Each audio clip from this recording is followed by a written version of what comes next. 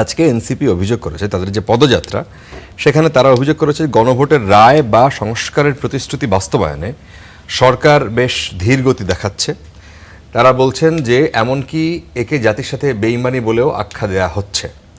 BNP কি জুলাই সনদ, গণভোটের রায় কিংবা নির্বাচন ইশতেহারে দেয়া প্রতিশ্রুতি অনুযায়ী দেশ চালাচ্ছে? এটা হচ্ছে 1 নম্বর। 2 নম্বর হচ্ছে বিরোধী দলগুলোর এই অভিযোগ, সেটা কি ভিত্তিহীন? ধন্যবাদ আপনাকে এবং আপনার মাধ্যমে দর্শক শ্রোতাদেরকে ধন্যবাদ, শুভেচ্ছা ও সালাম। আপনি যে প্রশ্নটা করলেন যে তাদের এই দাবিটা কি ভিত্তিহীন কিনা, এটা হ্যাঁ বা নাতে উত্তর দেওয়া যাবে না।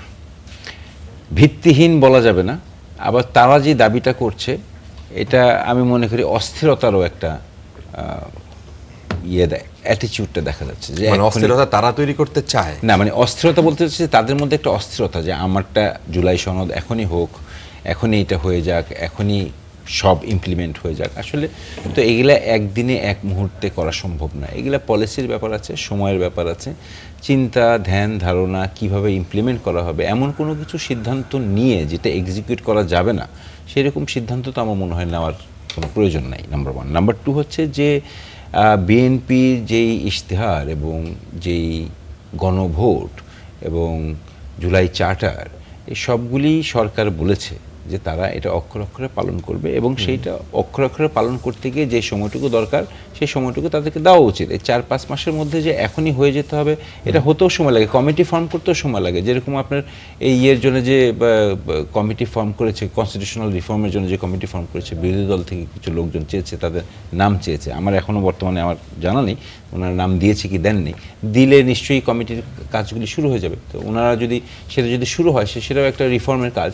এখন সেটা সংস্কার বলেন বা আপনি যেভাবেই শব্দ চয়নটা করেন, সো রিফর্মের কাজটা তো শুরু হচ্ছে, শুরু করা যাচ্ছে, শুরু করবে।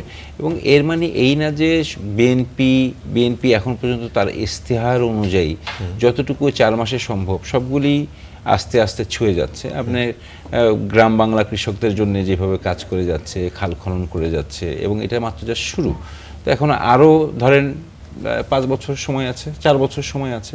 এর মধ্যে দেখেন, বিচার করেন, জনগণই বিচার করবে, আপনারাই বিচার করবেন। কিন্তু 4 মাসের মাথায় আপনারা পলিটিক্যাল ট্রায়াল এবং মিডিয়া ট্রায়ালের মাধ্যমে যদি বিএনপির সাফল্য বিচার করতে চান তাহলে সেটা একদম অনৈতিক হবে। ওইটা আমি মনে করি যে একটা ভিত্তিহীন মিডিয়া ট্রায়াল অথবা পলিটিক্যাল ট্রায়াল হবে।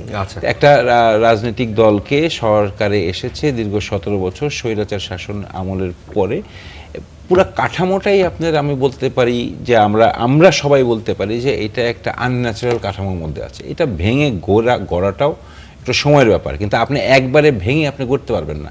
একটু গঠনের মধ্যেও এটা গঠনমূলকভাবে গড়তে হবে। আপনি একবারে ভেঙে চুরমার করে নতুন করে গড়তে গেলে ওটা আবার ভিন্ন ধরনের দেখা যায়। সেখানে আবার তখন সেটা বিশৃঙ্খলার দিকে